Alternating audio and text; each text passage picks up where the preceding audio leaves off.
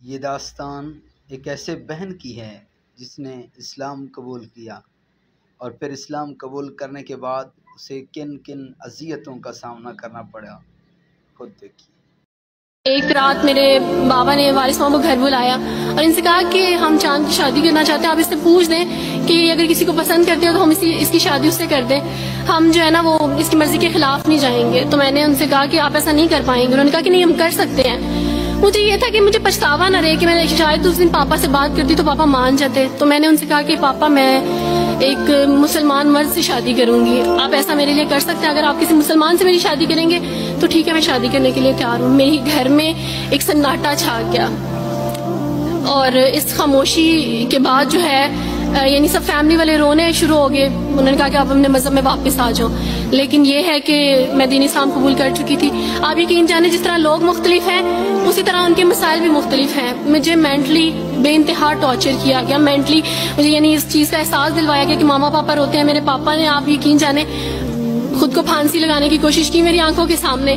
میری ماما نے خود پہ پیٹرول ڈال دیا اور خود کو جلانے کی کوشش کی میری آنکھوں کے سامنے، اور میں اپنے روم میں بیٹھی یہ کہتی تھی کہ اللہ اگر میں حق پہ ہوں نا تو میری فیملی کو کچھ نہیں ہونا چاہیے۔ پھر بہرحال مجھے میری فیملی سے نکال دیا گیا، یہ اس ڈر سے کہ میری وجہ سے دوسرے بہن بھائی بھی اس راہ پہ نہ چلے جائیں، اور وارث ماموں کو بلا کے مجھے گھر بھیج دیا گیا، ان کے گھر بھیج دیا گیا۔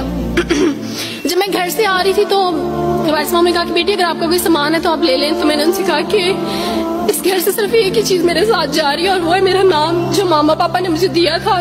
میں چاند رات میں پیدا ہوئی تھی اس لیے انہوں نے میرا نام چندہ رکھا تھا، بس وہ نام لے کے آئی۔ آپ یقین کریں ہمیں کہا جاتا ہے جبرن اسلام قبول کیا جاتا ہے، اسلام قبول کرنے کے بعد وہ جبر کیا جاتا ہے کہ آپ سوچ بھی نہیں سکتے۔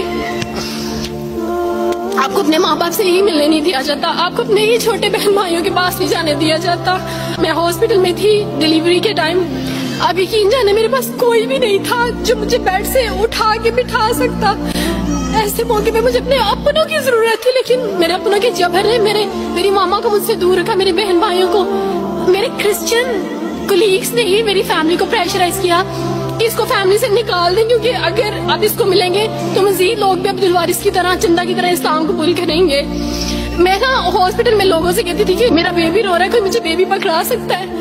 آئیڈیا ہی نہیں تھا ہاسپٹل میں کیا کیا لے کے جاتے ہیں۔ میرے پاس ایک ایسا دوپٹہ نہیں تھا جو میں چینج کر سکتی۔